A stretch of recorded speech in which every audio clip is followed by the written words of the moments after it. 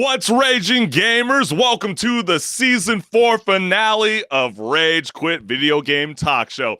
How you doing, HenricK the Wreck? As always, Chris, I'm doing amazing. It's the finale, baby. How about Yes, yourself? that's right. Hey, everything's good, man. You know, this has been such immaculate vibes all throughout season 4.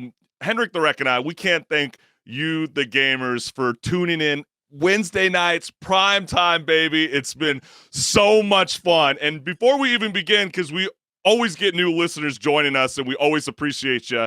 And if you're not following me on my YouTube channel, go ahead and scan the QR code, like, share, and subscribe so you never miss a live show. And also, yeah, you can follow me there as well if you scan that QR code on your screen, and you'll see all the content that I'm posting on my YouTube channel, which you'll like it. That's right, fam. And we always like to start off the show with a bang and show you guys viral content that is circulating all across the globe. And a gamer in Grand Theft Auto showcases unbelievable talent, dodging and weaving through mayhem in a pursuit as if they were born to drive on the wrong side of the law. Roll the clip.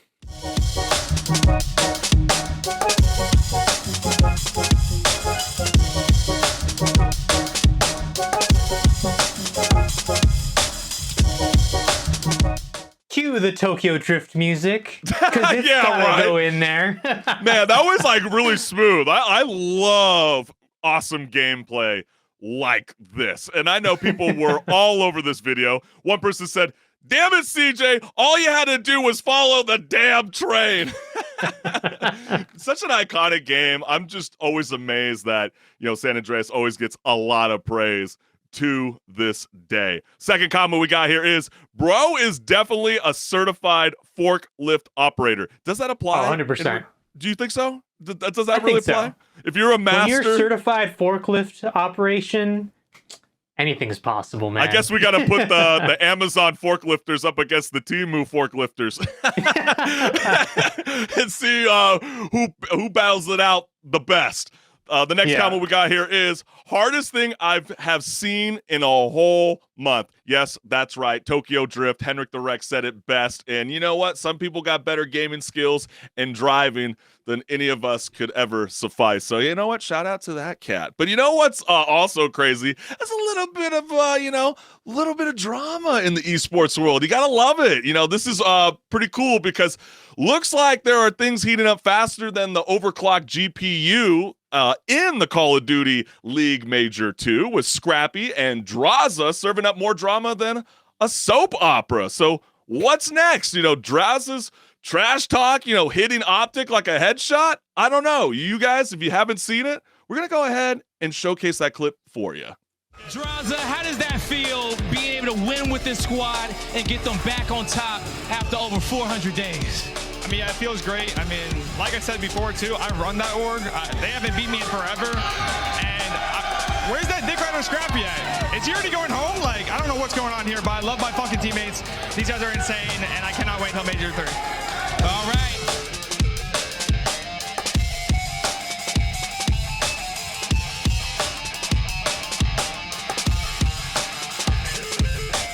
You forgot for a second he wasn't in real life. Or that he was in real life, rather, because that's some trash talk that you'd have in the game. Yeah, that's some crazy stuff. And I know a lot of people were commenting around this video.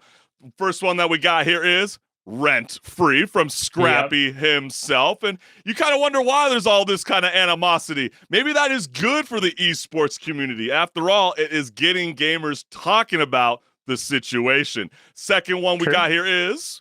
he did nothing but get carried the entire major. Guy is so annoying and intolerable. Is he annoying? Do you find it that way, HenricK? I mean, I don't know the dude personally, obviously, but I'm not someone who trash talks. I know we run the show Rage Quit, but I don't really trash talk people.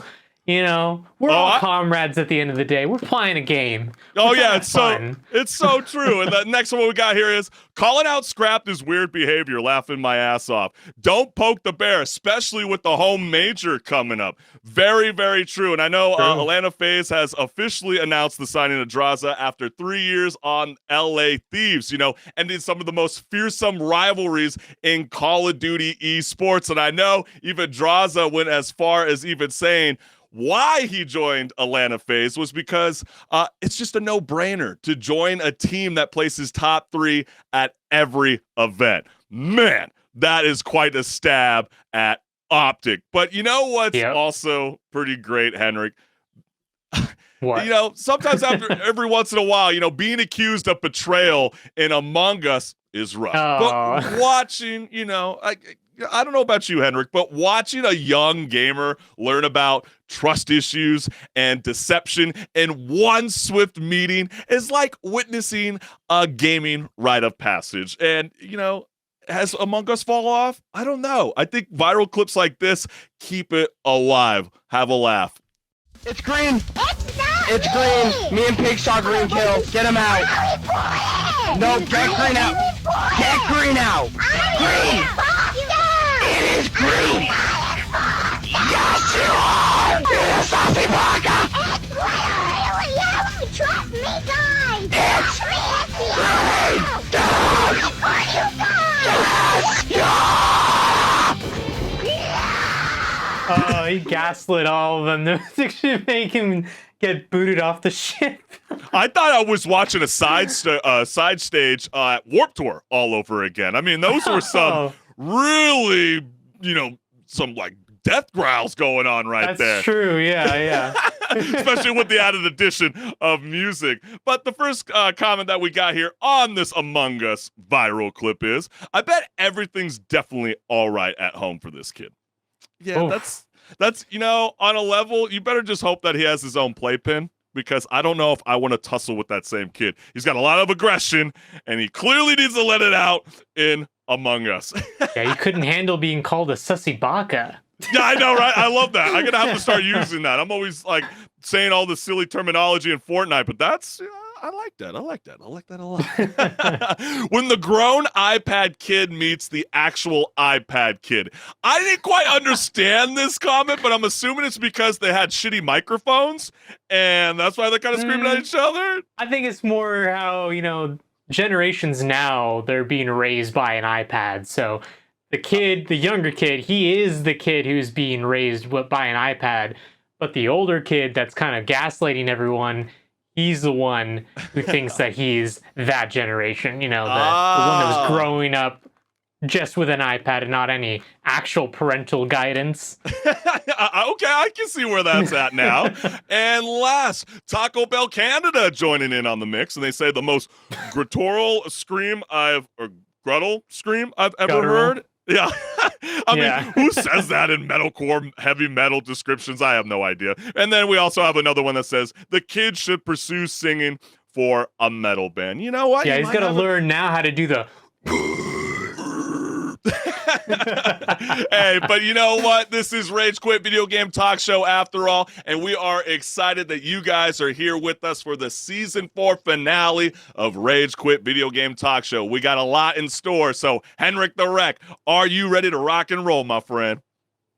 Absolutely. You know what time it is? I like how you it's time to rage, you gotta baby. kick your neck a little bit. That's right, baby. It's probably because you were headbanging so much when you were watching that last clip. That's what I'm probably assuming. Don't get yourself a neck kick. We got a lot more during this show. Let's get it.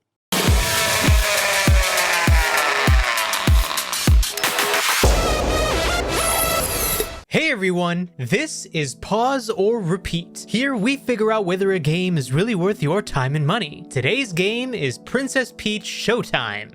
Princess Peach Showtime is a game that of course focuses on Princess Peach rather than Mario. So that in mind, does it take advantage of not having to be a Mario game first and foremost? Let's take a look at the gameplay and find out.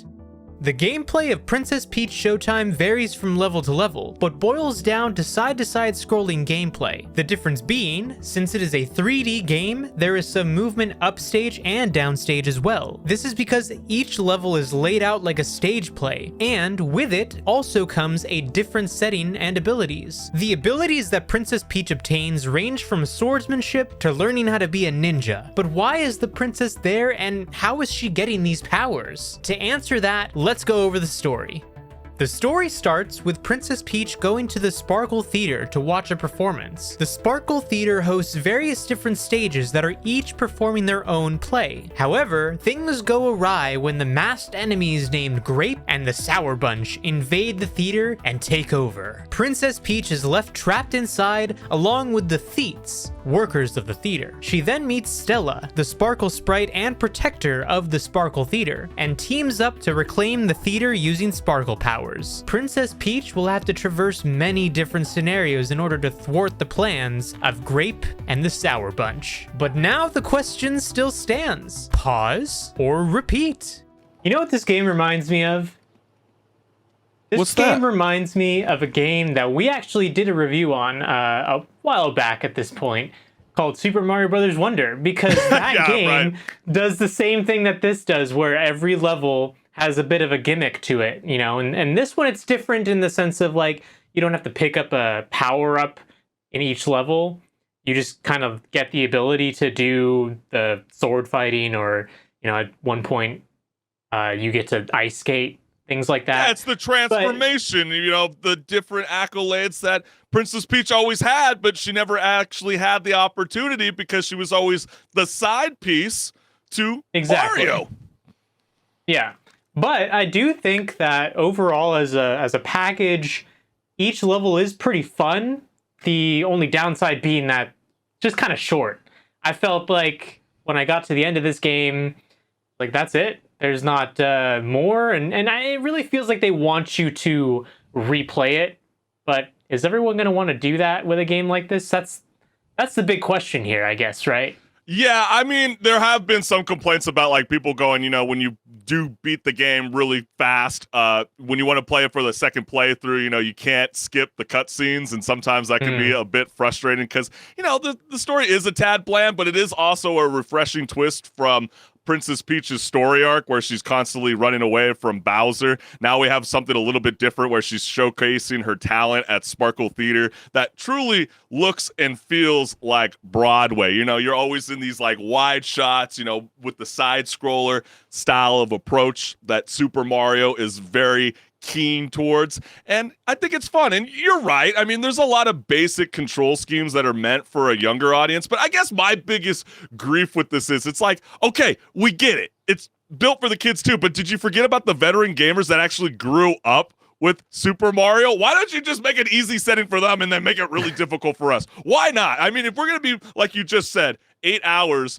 to beat this game for $60+, it's like, holy cow, I would be definitely waiting to get this game when it drops in price. And then you're going to be more intrigued to want to keep playing it over and over and over again. But how you feeling about it? It just seems like a lot of big mini games smashed all together, but it is very unique. So you're saying it's like a Super Mario Party exactly, and Wario mini game, all, you know, expanded into a game, which I kind of see what you're saying, because each level is really short like that, kind of like a mini game. But I don't know, I feel like I want to like this game. I really, really do, because it's something different. It's something that they don't do that often. They don't really give Peach the spotlight that often in any of her games. I mean, she at the most is going to be like a side character usually, right? But I think at the same time, I can't deny the fact that I got to the end of the game, I was like, I don't really want to play it again, because I know what it's all about now. And I mean, yeah, you can go in and 100% it and, you know, kind of get really good at the mechanics of the game, but if it didn't draw you in the first place, then why would you repeat it? Yeah, I mean, it's like what they teach you in Broadway, right? You know, there's only one curtain and there's only one opening, so you better come out lights out. But, you know, unfortunately, even though when you're playing Princess Peach, the spotlight's always on her, but the puzzles and combat just don't quite shine after all. I mean, yeah, it is cool for the kids. It is for, a younger audience. Clearly, I believe it was targeted that way, which is, very, very cool. And if it encourages kids to actually go and see Broadway in theater, then even more kudos to the game. I do like some of the effects, though, with the graphics where, if they wanted like actually change to a different room or a scene, they got like a revolving stage that turns 180. Those are some fun elements that really kind of feel like the nostalgia that you get when you're playing these Super Mario games. So I definitely feel like that is very enticing. But, we got to be real, with only, 10 transformations, multiple stages to play on, it definitely has more potential. I would like to see another Showtime 2 happen,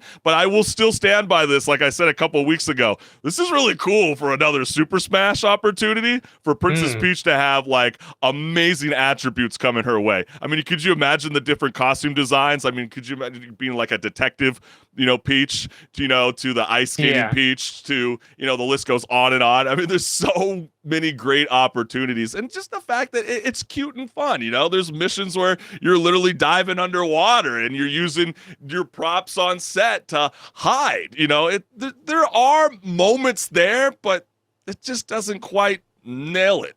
No roses being thrown on the stage. No, yeah, it's a charming game. The aesthetic, I really, really like it. It's got that Nintendo polish, but just missing that wow factor. Like, if you have $60, $70 to spend, like, are you gonna only spend it on this game, or are you gonna want? Well, I'm glad you said the wow factor. I'm so glad you said the wow factor, because I'm thinking about Nintendo Switch, right? They've been hyping up this new Switch 2 that's about to be coming out. They're also reporting that this game only runs like 1440 pixel, which also makes people start to question like why to lead something like this, as it's not necessarily like an exclusive, but it was kind of hyped up like that on a level, because March was such a jam-packed month full of a lot of games on different platforms. And so when you're trying to have this game try to combat with the rest of these amazing IPs out there right now in the year 2024, it's just like, I don't know. If I was a Nintendo gamer, I'm like, not again! Why do you keep doing it to me? It's like Mad Dog Russo said, God strike me down! Give me something good. So, I don't know. I'm going to just say it's a pause, but I would also say if it does drop down in price, it is definitely worth playing the game. It is worth enjoying yourself and seeing something brand new in this experience. Yeah, I'm gonna say the same. It's a pause for me. It's a great game. It probably won't go on sale, unfortunately, because considering it's a first-party Nintendo title. Yeah, I know. But if you ever get like a bundle deal where it's like, oh, buy this game and you get another one included. Okay, I was gonna say, if you were gonna say a console bundle, I'd be like, hell no, HenricK. Hell no, I wouldn't say. No, maybe not a console bundle, but like a game bundle. I'd be like, yes. Sure, go pick that up, because it's gonna be a fun time to play it at least once. Yeah. But it's definitely starting to get a little concerning with, some of these new titles coming out. I'm like, come on, Nintendo, just try to get something done right. And now it's on you, Pokemon. All eyeballs are going to be on you to try to get something right. So we'll see what happens with Nintendo. Not very promising, but then again, HenricK, what's your call? What's the verdict, my man? It's a pause. It's a pause. And I think you said a pause too, right? Yeah. Yes, exactly. Yeah, it's definitely a pause for me, and it's not something that I wanted to say. I was really, really looking forward to this game. But then again, we want to hear from you gamers. Are you vibing with Princess Peach Showtime? Is it a repeat for Endless on End, or is it just a pause to try something else? But hey, we got a whole lot more cooking up here on Rage Quit Season 4 finale of Rage Quit Video Game Talk Show. So, HenricK the Wreck, are you ready to rock and roll, my friend? Oh, yeah. It's time to rage about some of these topics we got. Yeah, man. Woo! We got a lot, baby.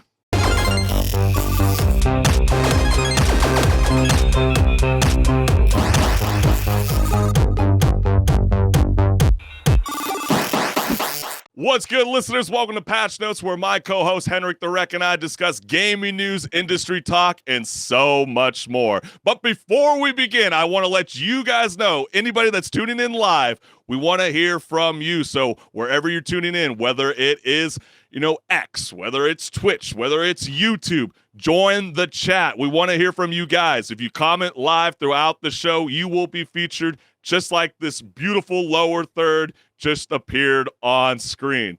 Let's get it. It seems Capcom decided to play a game of pay to slay instead of play to slay, leaving gamers more frustrated than a mage trying to cast a spell with a broken wand. And if you don't know what I'm talking about, just look at the images that have been circulating online. And wow, do you see the red text right there, HenricK? What is going on? Mostly negative. Mostly negative? What happened? I'll look on the right side what people are upset about. Yeah, that is kind of a long list. What is going on? Well, in response to the discovery of almost 24 microtransactions in Dragon's Dogma 2, irritated and disappointed gamers have started review bombing the game on Steam faster than you could say Rift crystals. So gamers were quickly flooding the internet with their frustration, and here's the first comment. Dragon's Dogma? More like drags on my wallet. Jesus effing Christ, Capcom. Refunded at 118 minutes. God, this sucks. Paying for fast travel? Paying for character editing? Paying for revive stones? Bro, it's $100 game. What the F? Crazy. It is pretty wild when you look at it like this. Yeah, but then the again, game is a $70 game, and then all that on top of it. Exactly. But then we had a bit of people that were clapping back at people that were slamming Dragon's Dogma 2. With this person, Pat, saying, "Hey, I want everyone to know that every single thing Capcom is uselessly selling as DLC is easily obtainable in-game. Rift crystals, wake stones, character model redos in the CC." Next, we have B Capcom. Release the $70 single-player game. Shoves Denvo. Shoves microtransactions and paid character edit vouchers. Shoves anti-cheat. Reminder, all in a single-player game. Is it any wonder why the game's getting mostly negative on Steam right now? Is that fair? I know some people were like, why would you go after the modders? Like, single player kind of is that experience for PC gamers. How do you feel? I know you probably were fainting over that. Well, Capcom, it's a different story for them being in Japan. Their culture over there of modding a game is taken a little bit differently than it is in the West. And like that's tipping. why they don't want to do it. You don't they tip don't want to them. let people do it. We don't want your tips. Exactly. But us Americans, we need more frame rate. Also, the next comment that we got here is, as someone who absolutely loves Dragon's Dogma 1, DD2 seems like a 10 out of 10 sequel so far. It's crazy that this gem is being review bombed. I don't like microtransactions, but these are just early boost of stuff available in-game, like Resident Evil 7 and Devil May Cry 5 had. It's all online drama. Is it now? We'll see. Because further comments say, I think pointing it out is fine, but some of the discourse is blowing it way out of proportion. You can legit go the whole game without even knowing there are any microtransactions. To clarify, when I say you have to go out of your way, in-game there is no user interface for microtransactions. You have to purposely leave the game and check to see if there is microtransactions, which is why you can go the entire game without knowing microtransactions are in the game. And last, the real reason they wanted to sell fast-traveling microtransactions. And remember, we were clouding this. This is why I started laughing as I'm reading this tweet, because we were kind of like, that's a little strange. It's a bit fishy. Like, I don't know about you. If it's a massive open world game like this, HenricK, I definitely gonna need that fast travel. But are these microtransactions in Dragon's Dogma 2 so pricey that even Arisen would need a loan from a Duke to afford them? I mean, what's going on? All right, so I'm maybe about like 12 hours into the game so far, and here's my thoughts on this. So you really don't need to have any of the microtransactions. Like some of those commenters said, it's unnecessary to even have them in the first place. The fast travel thing, I get that. You know, maybe it kind of, especially that looks like, oh, they're trying to sell you as a fast travel option. Like you can pay a couple dollars and hey, now you have fast travel. I think that the game's design is just, it's supposed to be inconvenient in a sense, because they want you to go out and actually travel the roads, because that's where a lot of the dynamic gameplay comes in, where you're having to fight off against a bunch of monsters on the road. Big monsters will come around and try to like wipe out you and your party.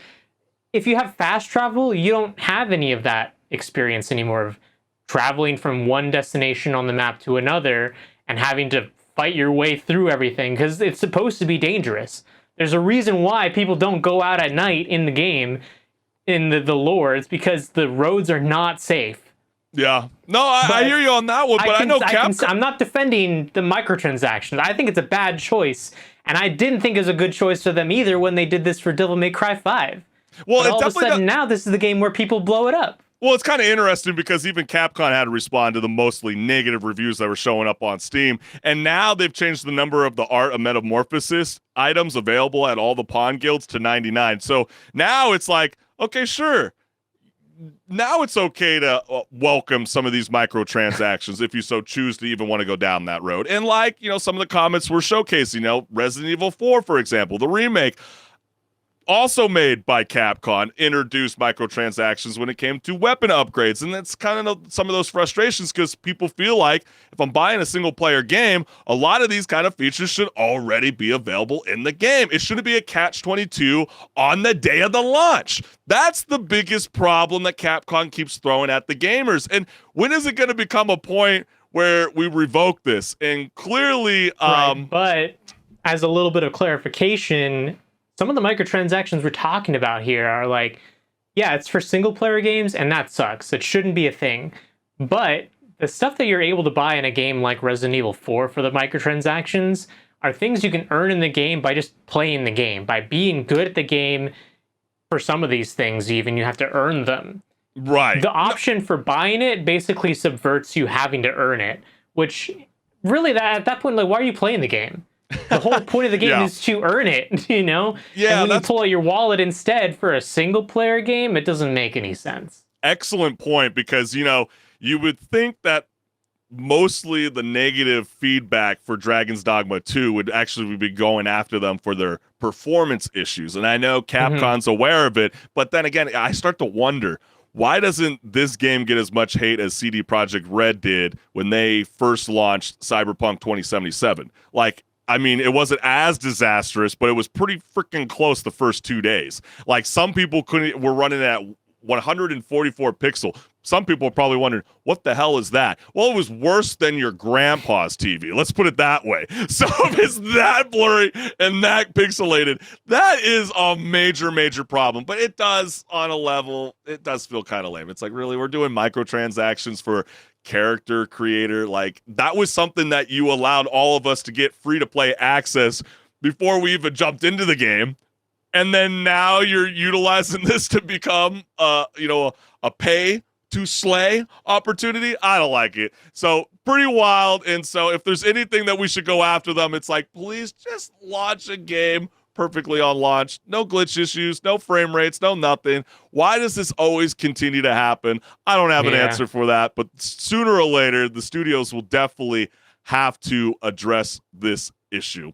But and the issues are mostly in the big town Vermund, but it shouldn't be an issue in the first place. Like, the town isn't that populated for it to be an issue, but for some reason it is. Yeah, it's so true, man. And just to also re-highlight, recent Capcom releases like Street Fighter 6 and Resident Evil 4 and Exoprimal also had microtransactions at launch. So don't be surprised by this. And just because it's a single-player game doesn't mean that microtransactions don't evolve in single player. It's not just correlated with free-to-play games, right? Like, they're always going to find any kind of way that can pull in the money towards their studio. But yeah, man, let's go ahead and move on to the next topic of conversation, because this is such a cool, powerful story. I love it so much. Break it down for the listeners.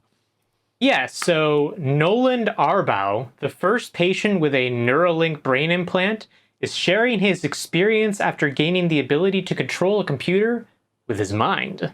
Wow. A breakthrough that has transformed his life after a diving accident left him paralyzed from the shoulders down. Check it out. It just became intuitive for me to start imagining the cursor moving. Basically, it was like using the force on a cursor, and I could get it to move wherever I wanted. Just stare somewhere in the screen, and it would move where I wanted it to. So, one of the first times y'all gave me complete control over this, I actually stayed up until, geez, I don't know, like 6 a.m. playing Civilization 6. It was worth it, I guess is the best way to put it. It was awesome. I had basically given up on playing that game. Just it still blows my mind that Yoshi here has been controlled without moving any hand at all. It's just completely easy. Noel and Auerbach's experience marks a significant breakthrough in technology, showcasing the transformative potential of Neuralink in restoring independence and functionality to individuals with severe physical disabilities. Yeah. Let's see what gamers have to say about this amazing milestone, because, this is a chance for us to get people who can't play games because of a physical disability to actually play games. I know. I love that so much. I almost get teary-eyed when I think about this. I think it's so freaking cool. First comment we got here is from Elon Musk. He says, long-term, it is possible to shunt the signals from the brain motor cortex past the damaged part of the spine to enable people to walk again and use their arms normally. Yes, this is a video game talk show, but it is very cool and very promising to know that this kind of technology is advancing so much more faster than I could ever believe would be possible in my lifetime. So I think that is so freaking amazing. Next comment we got here is, this is the next big step towards a future in which blindness and paralysis will effectively be cured. Ain't that the truth? Next comment we got here is, imagine having a Neuralink chip and ads start to run inside your brain. Then you start to posting against that, and boom, you get shadow banned. At least some people are having some fun with it. Yeah. I mean, I know. What if you're like, how people say it's like, do you ever have those thoughts in your mind? No, literally, I have those thoughts in your mind. What the hell is going on? Malfunction. What is it, Nelnet? You were joking with me last week? Stop it. Can't wait for the first ever meme made by thinking using the Neuralink telepathy device. The phrase transmitting thoughts and prayers will have a whole new understanding then. Yeah. That's a good one. I like that. Yeah, so true. A paraplegic man plays Mario Kart with Neuralink. I'm speechless. From Mars to electric cars, free speech to Neuralink, Elon's companies are impacting humanity for the better. And last, the coolest shit going on in the world, and legit no one talking about it. It definitely did feel like that this week. But then again, this has been kind of a crazy week. We had P. Diddy going on. We had Shohei Ohtani and his interpreter stealing money for him with sports gambling. So I get it. But we need a little bit of good news in our life. And this is just freaking insane. But HenricK, this is a video game talk show after all. So I started looking at this Neuralink technology and I'm thinking, can this eventually come our way for gamers? Is there perhaps a way where there's a non-invasive method that would not require a brain implant in gamers, but just an opportunity to not use the controller? Is that something that we could potentially see? Well, I think that there are a lot of possibilities, from, what we're seeing here to, like Elon Musk was saying, maybe being able to have people be able to use their limbs that they lost control of, or maybe even in the future, like a replacement limb. But for a lot of people who don't have those disabilities, the question does bring up, how does this benefit me in the future, potentially? And this isn't the first company to try to do something with that control, like to be able to control things with your mind.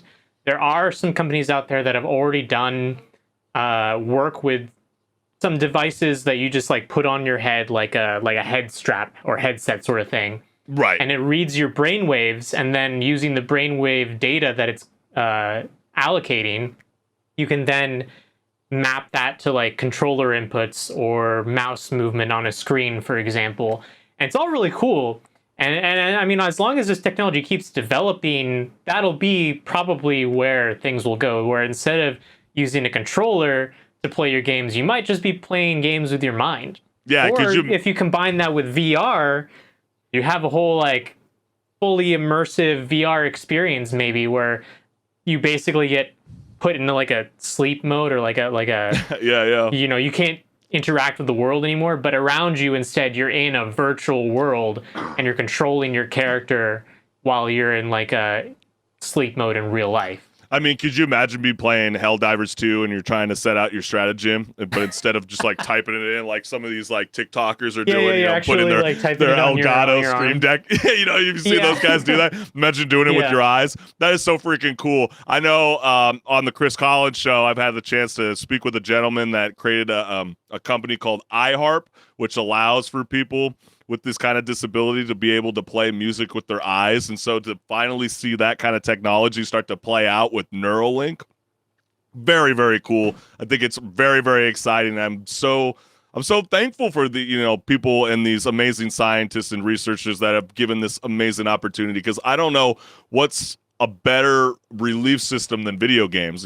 Sometimes we want to get away from the BS and we want to not always watch TV. We don't always want to watch movies. We don't always want to read a book. I want to play a game. And, for someone like this individual that had a horrific diving accident, lose the opportunity to play the video games that he once loved and now has the opportunity to do it again without a mouth stick, like that's insane. So shout out to Elon Musk and his Neuralink squad, and hopefully we get even more advancements in the future. I'm sure it'll go, that direction where it's just going to get more and more advanced, and it might at one point become a normal thing. Maybe not in our lifetimes, but a normal thing for people to just go and get some sort of implant like this. Sounds kind of scary because of some, other things that could happen as a result of it. Like the commenter said, all of a sudden you get an ad and you can't skip it because it's part of your brain chip. This is literally like conspiracy theory things coming to life for people. Right. It's like when people get all worried about, like the craze, like sooner or later, we're getting away from the paper money and we're all going, with the digital wallet, and, sooner or later they're going to all chip us like a dog. And it's like, well, guess what? You already are chipped like a dog. You ever heard of your cell phone? Carrying your phone around. Exactly. Like, come on. I always hate when people say that. It's like, dude, you're already chipped, my man. So there you have it. It's amazing. So freaking cool, and very blessed about that. But hey, you ready to move on to the next topic of conversation, HenricK? Absolutely, Chris. What's going on with Paramount Plus? It's one of like the streaming services that I think people consider like the black sheep of them. Yeah, especially compared to all the rest of the streaming services. You're about right on that one, because I know there's been a lot of talk, about, like in the sporting world, about how Peacock has now just picked up the opening game for, the Philadelphia Eagles playing in Brazil. So originally the first joke was like, really? The opening game? The Philly fans can't attend the opening game of the new season? Why Brazil? And then now it's on Peacock, where like I get so overwhelmed having to jump around. And, there's going to be a moment like that in the video game world soon with cloud gaming, but we're going to be focusing more on video game adaptions, because Paramount Plus is really going all in on this matter, taking a Jurassic-sized leap with ARK, the animated series. After all, what's more epic than a 21st century paleontologist teaming up with prehistoric pals in a time-traveling adventure? If you haven't seen the teaser, let's go ahead and take a look. Can you feel it? The balance of nature has been altered. There is someone out there who may change our fate. And yet I wonder, will she be able to survive?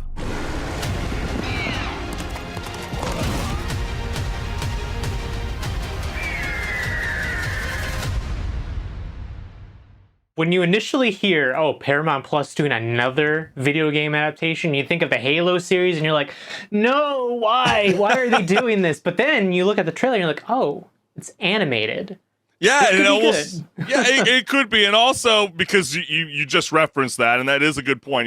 Paramount Plus just wrapped up season 2 of Halo TV, and we're not here to speak any more shit towards Halo TV. If you've seen it, the problem with it. But it is also important to highlight that Paramount Plus simply licensed the ARK, rather than signing on as a co-producer. So the swing isn't as big for them. And, ARC, the animated series, has been announced as far back as 2020, believe it or not, which is pretty wild. But gamers were quick to express their thoughts on the new video game adaptation with the following. So the first comment that we got here is, okay, the fact that the series was going to be in Paramount Plus was unsurprising after that teaser they put out on Twitter. Them revealing that it's out now already? Now that was all sorts of unexpected. That's got to be the biggest shadow drop Paramount's ever made in all its years of having been out. So yeah, I mean, no official announcement, no wait period, no grace period. It was just like, bang, this is what you get. Hey, sometimes that is marketing in itself, though. There's plenty of games that have done that, and they've done well as a result. So maybe why they not didn't with want a TV series. True, and maybe they didn't want to miss out on that golden opportunity where people, finished, season 2 finale. And it was pretty much like it was available right after the season finale. So maybe you transitioned over like myself. Next comment that we got here is, it looks terribly done. 90s cartoons had better animations. Isn't all like anime and cartoons all have a mix of terrible animations? I mean, isn't that kind of the point? There's a budget, you got to fit into the budget. Some things are going to be animated nicer than other parts because of that, but so true. Next comment that we got here is, this looks like they took the game, installed a cell shader mod, and recorded it red versus blue style. Hey, I mean, that's kind of a compliment on a level. I mean, right? In a way, yeah. Blue was red like versus blue is dead now, but when it was at its peak, it was why very, did you very have to popular. say? Why do you have to say it like that? I know it's dead, but why did you have to say? Come on, HenricK. Come on, celebrate something that was so grand. Too, all right? I know you are. I know. This came out of nowhere. Yes, we understand. A lot of people were like, dude, this is freaking insane. Next one we got here is, lol, they actually used a Bob. That was pretty funny. In the very first episode, you meet a Bob, and you're like, anybody that's played ARC, you know if you know. And last, I wonder how they're going to introduce beating an animal senseless to tame him. Well, I won't spoil anything, but I will definitely let you guys know when you see the very first episode, you're like, holy crap, I was not expecting that. But HenricK, is Paramount Plus trying to become the level boss of video game adaptions? First with Halo Season 2, and now dropping ARC, the animated series, like a secret power-up? I don't know if you can call him a level boss, considering how they handled the Halo adaptation. Okay, so who is representing as the level boss at this time? All right. I know you're not going to agree with this necessarily, but I think that HBO Max is doing a good job. They got a lot of praise with the Last of Us series. You didn't like it that much, I know that. I thought it was boring. Yeah, I thought it was boring. I mean, it's a problem when the second episode is the most combative, like the rest fair. is, Total, I understand that. I kind of agree to an extent. It did need more action. But in terms of keeping true to the game, that adaptation did a very good job of it, whereas the Halo TV series did not. Excellent point. A lot of people got mad about that as a result of it. Now, this one being an animated series and the game kind of not having as maybe in-depth of a lore as a series like Halo does, there's a lot more opportunities for them to experiment and not have to follow a game exactly to the T, So I think it's probably going to be praised by people who watch it. Yeah, and I don't know if you had the same vibe when you were watching ARC, the animated series, but I think my only feedback that I would give to the series moving forward, because I know part 2 is going to be dropping at a later time. It's not been announced when it will be released, but when I was watching it, it almost felt as though it was like a season 2 of the series, if that makes sense to people. I felt like I was they jumped right into things. Right into it, and it kind of jumps a little fast, and I kind of wanted to know a little bit more. And yes, there's a little bit of flashback moments during the show, but it doesn't really gravitate towards you, especially during episode 3 or 4. It starts to fall on a level. And with such a powerhouse lineup, as you can clearly see from the lower third, you got Michelle Yeoh, Gerald Butler, Russell Crowe, and Vin Diesel. You're thinking, like, why did it take so long to drop this video game adaptation? And I think that's what's kind of scaring people. And then the fact that it was like a surprise launch and why it took so long to find a home for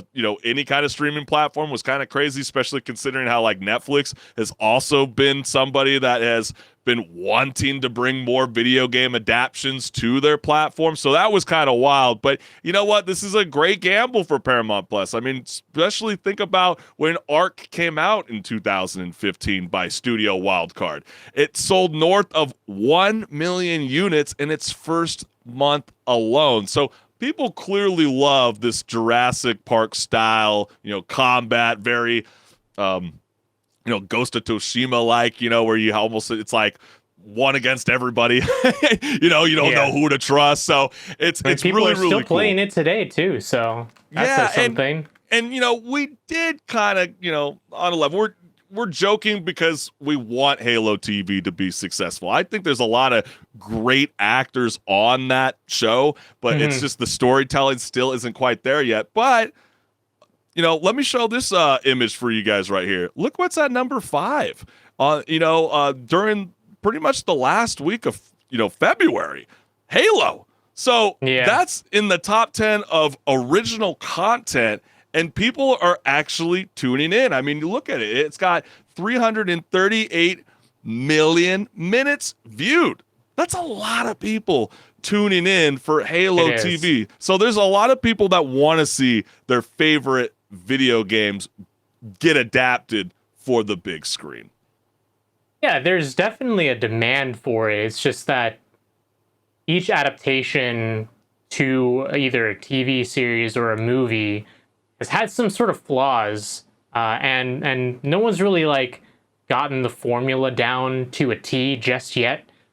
Even The Last of Us, when I was just saying it's a good adaptation, it has its flaws, like you were saying. It doesn't have enough action, and I think that you can really say every adaptation is going to have a flaw in one respect or another when comparing it to the game.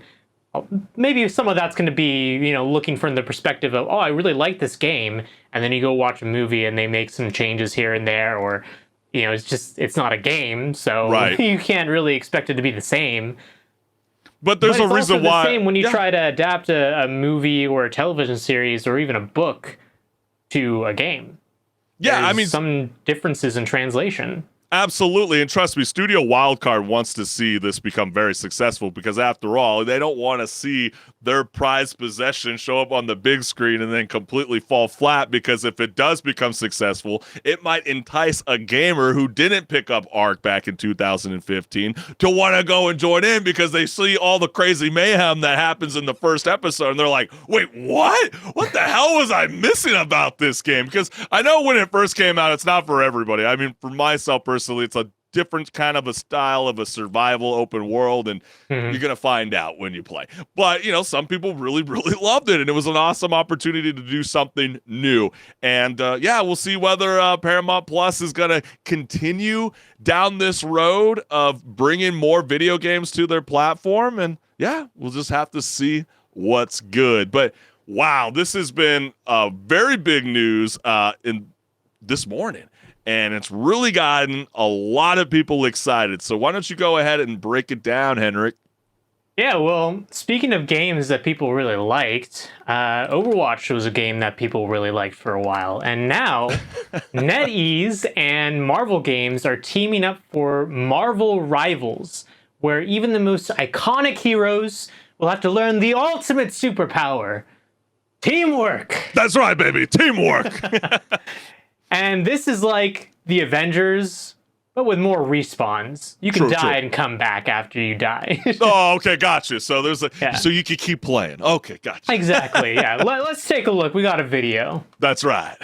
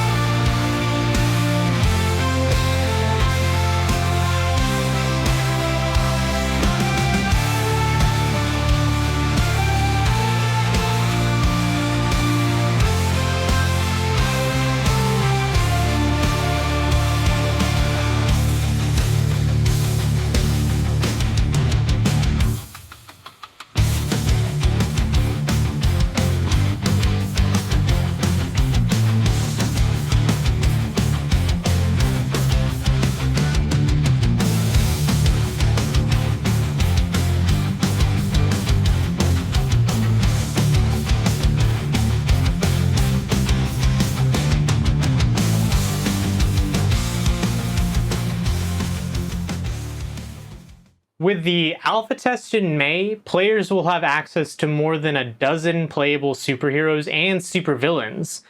You can finally live out your dreams of riding into battle on Groot's back as Rocket Raccoon, proving once and for all that nothing says superhero like a tree with a rocket launcher. Dude, hell yeah, right?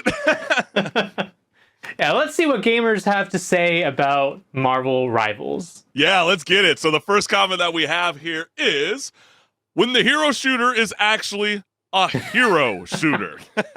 Yeah, actual superheroes. That's so true. Next one we got here is, Blizzard employees are probably going to cry themselves to sleep tonight. And I didn't quite understand this. We had 7.5 thousand likes on this, and then you before the show referenced something. I was like, now I get it. Please let the people know, because this is kind of a funny little story. Yeah, this is a NetEase game, which is a company that used to be partnered with Blizzard in China, hosting some of their games for Chinese gamers. Then they had a falling out. The drama is really long. I won't get into it. But essentially, they told Blizzard to F off, and Blizzard now doesn't have some of their games in China as a result of that. So this is their answer to that, to still be trying to, work on something. Yeah, so true. And the next one we got here is, I love the part where Iron Man said, it's nano time, and nanoed all over the place. Yes, you might have not heard that during the show, joke. but yes, yeah, exactly. You might have not heard it from the clip that we played, because obviously you're going to get slammed with copyright with their beautiful music. That's why we had to dub it with our own style of music. But yeah, so there's all really cool, scripted dialogue throughout the gameplay and the teaser that's very fun and keeps it very real. Next one we got here is, my only request is that they put Moon Knight, Deadpool, and Taskmaster as soon as possible. So people are already wanting characters even beyond like 18 playable characters. I know they said 12 at launch for the alpha, and then you see the X-Men and even the Guardians of the Galaxy even being hyped up towards the end of the trailer. Very I think cool. that's going to be one of its strengths for sure, that there's characters that people already know from the comics and the movies that they'll want to see in the game, as opposed to a game like Overwatch. You had to make new characters from scratch, and you introduce them, and you have to make people like them in a sense. That's a good point. That's almost like what we're supposed to see towards the end of the month with X-Deviant, Ubisoft, saying it's going to be the Call of Duty killer. Well, I don't think they got as much leverage as Marvel does. Like, we gravitate towards this since our we were wee lads, coming out of the womb. So, like, they got a little bit more competition compared to Marvel games. Next one we got here is, why would you give Penny Parker like a 0.25 second frame on who it is? Honestly, I didn't even know who Penny Parker was. Don't hate the millennial. Don't hate the millennial. You never watched Into the Spider-Verse and saw her in that? I did, but I didn't really realize like that's Penny Parker though. Oh, okay. If like, try not to hate me too much, guys. Like, I know it looked cool. She's got a robot, cool. But I need to know more, and now I will with this video game. Props to them for actually putting gameplay in the announcement trailer. Too many games tend to not do it. Yeah, you know what yeah, I agree with that.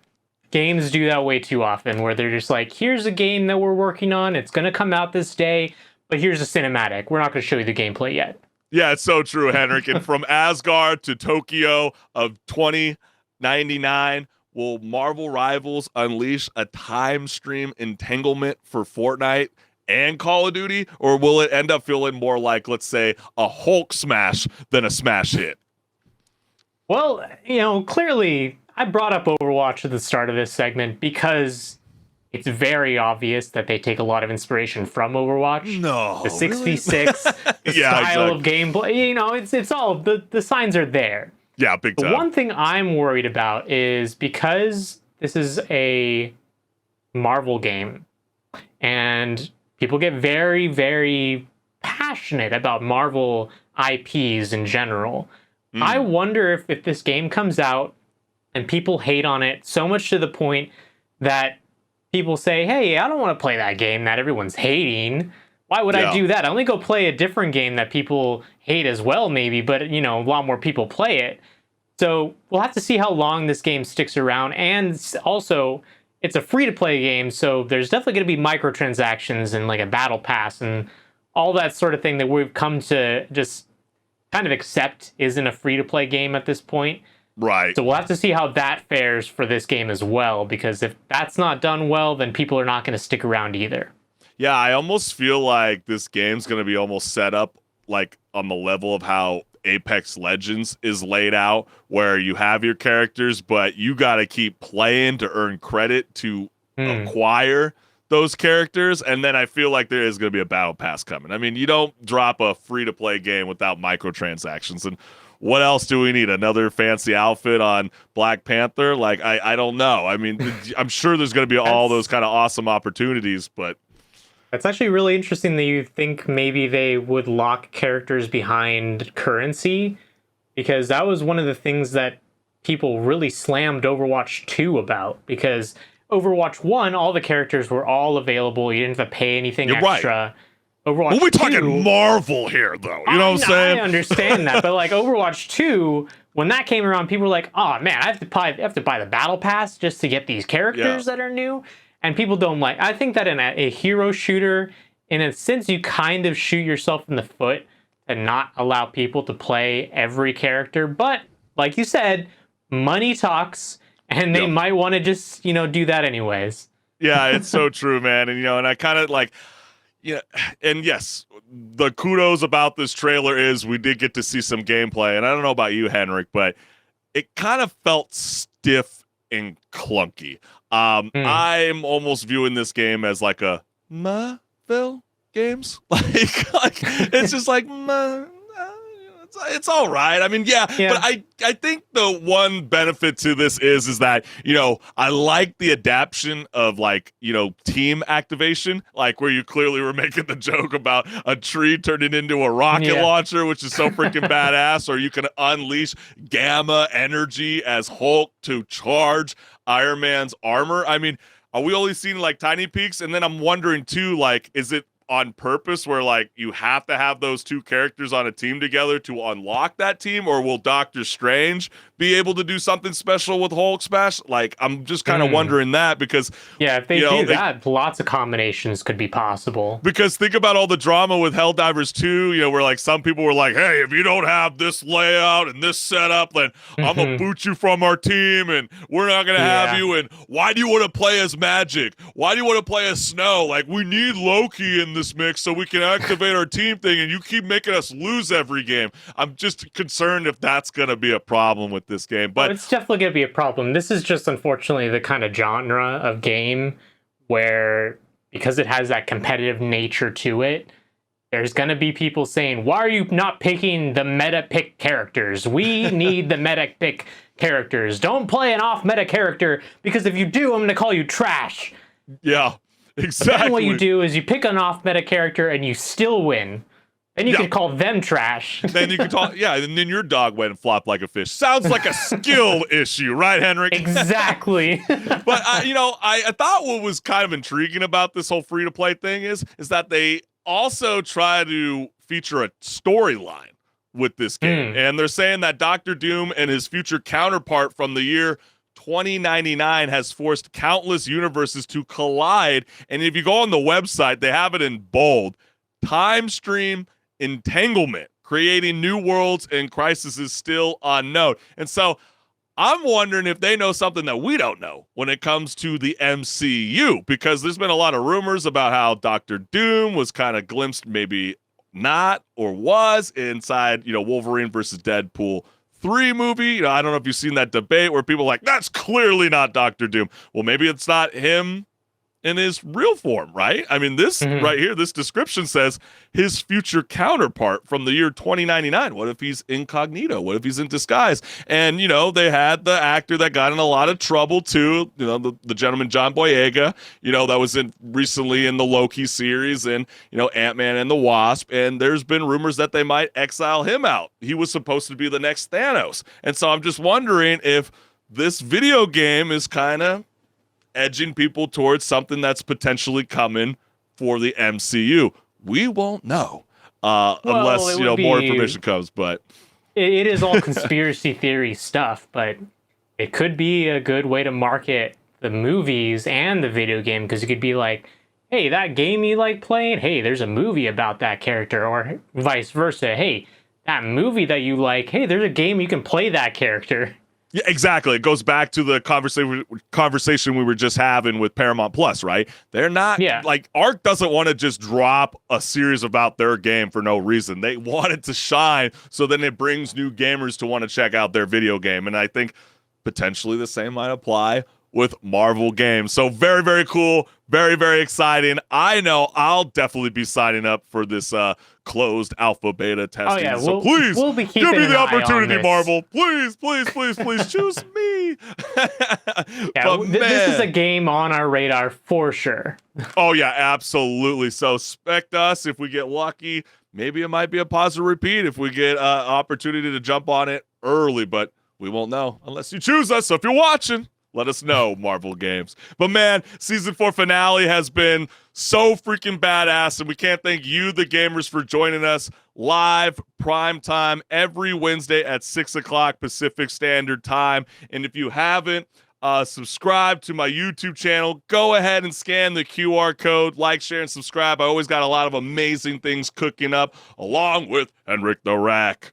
Yes, go subscribe there, and you'll see all the content that I'm cooking up. Memes, videos, clips from this, you name it, you'll see it there. And just want to let you guys know, we're going to be off for a week, and then we'll be back for season 5, stronger than ever. We're very, very excited for the future of what's to come. So what I would encourage you guys to do is just keep playing games. Don't stop.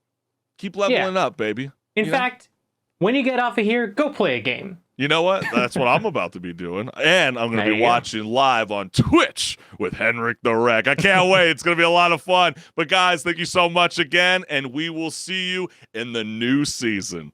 Peace. See ya.